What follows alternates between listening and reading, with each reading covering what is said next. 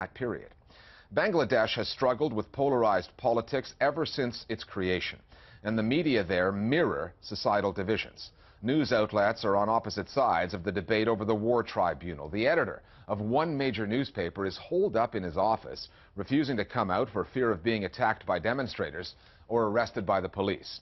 The new media component in this story consists of an opinionated band of bloggers working either side of the political divide. Our starting point this week is Shahbag Square and the ghosts of 1971.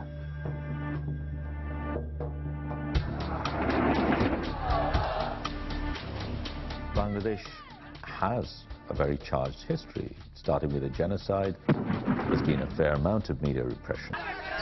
It makes it very difficult to stay neutral. Within this space, however, there are media organizations that have tried to do so. It is dangerous terrain. To the outside world, these protests came out of nowhere. For Bangladeshis, they have been 42 years in the making. During the 1971 War of Liberation from Pakistan, Bangladeshis say more than 3 million people were killed, 250,000 allegedly raped, with as many as 7 million refugees spilling across the Indian border. That war created divisions that persist to this day in politics, religion, and the Bangladeshi media.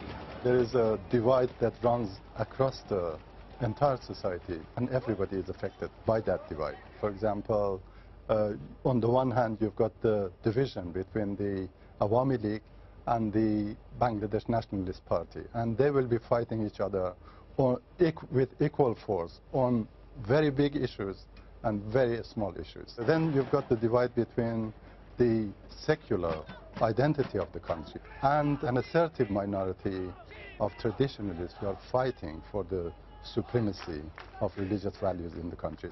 The media is affected by this divide.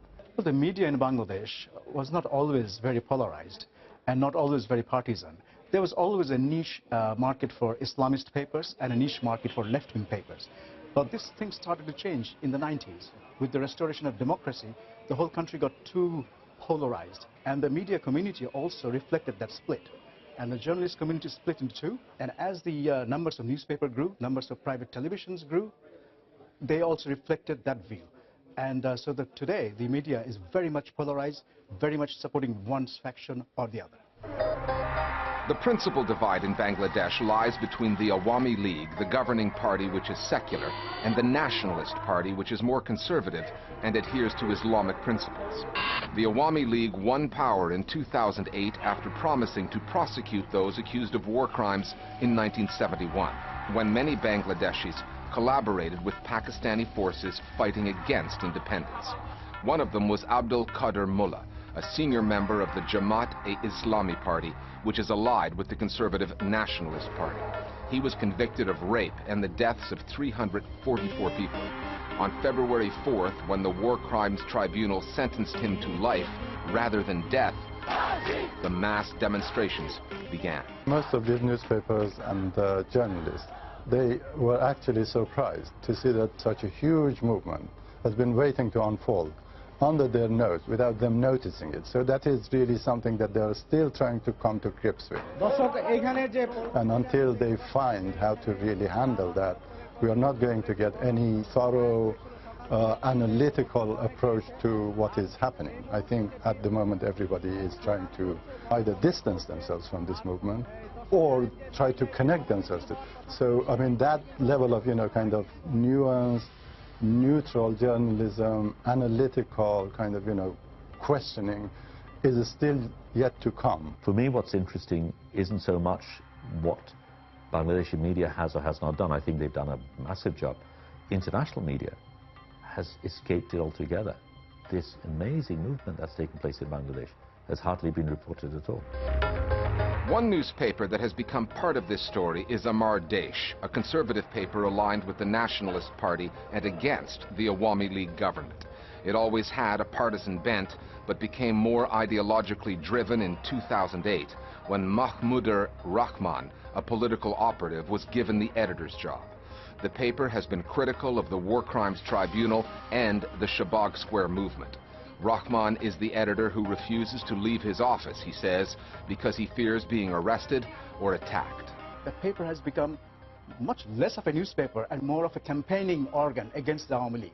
Amar Desh has been instrumental in propagating one line that the bloggers who organize Shahbag protests are all atheists and they're writing anti-Islam, anti-Muhammad stuff on their blogs. And as a result, these prints have gone around madrasas and mosques and whipped up a lot of sentiment about this anti-Islam atheism that they see is coming from Shahbag. So the anti-Shahbag movement got a kind of a lift with this atheism, anti-Islam line, which they think that Amar Desh has been instrumental in propagating. The really editor of this newspaper, Mahmoud Rahman, I mean, he is just the kind of person who, likes to talk about issues that other people don't talk about. And he, in the past, because he was speaking about, corruption in the country, which is, again, a taboo for many journalists, he was detained and he was tortured. So he is that sort of a person. I mean, sometimes he just goes further in order to push the barriers of what he considers to be freedom of expression.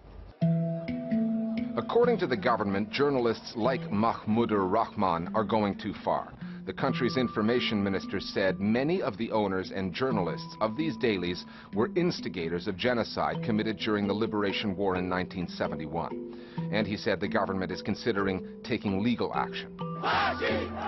The war crimes trials and the Shahbag Square protests have added up to a tumultuous time in Bangladesh.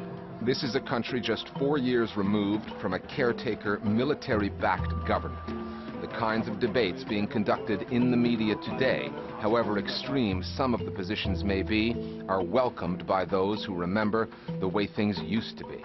Bangladeshi media has done remarkably well. Given that every government has been suppressive, repressive, I think the media has been quite resilient, particularly when we had a military-backed government. Media had very, very little freedom. I think in relative terms it's beginning to expand, it's beginning to take on a more responsible role. It's about time the government also recognized that the media had a role to play and it must be allowed to play that role. Our Global Village Voices now on the coverage of the story in Bangladesh. Every media outlet is identified by their political leanings and they act as a mouthpiece for the chosen party. This means that accurate information is actually really difficult to obtain. Most current private newspapers, channels, including state TV, are owned and run by pro-regime people. Bangladesh politics have huge impact on country's media. The government, they are using the media as a tool to serve their own purpose. The media, they can play a role to resolve the present political conflict, but unfortunately, due to the impact of Bangladesh politics on media, they are simply spreading hatred, producing one-sided news, accusing a party of fundamentalism and extremism. Online media has played a very positive role regarding both the ICT and the Shahbag protests. We have been making constant use of Twitter to let the world know what's happening at Shahbag round the clock and what this movement stands for. Nonetheless, I would like to still take the opportunity to appeal to the Western media to grant the coverage that a movement like Shahbag deserves. We're always on the lookout for new faces for the program. If you'd like to share your thoughts on the news media as one of our Global Village Voices, just get in touch with us on Facebook or send us a tweet. Our Twitter handle is @AJListeningPost. And don't forget, our free video podcast, it's on iTunes. Just go looking for the Listening Post, Al Jazeera English, and you'll find us there. Time now for Listening Post News Bites. The name of French photographer Olivier Voisin is the latest to be added to the list of journalists killed in Syria. The French Foreign Ministry announced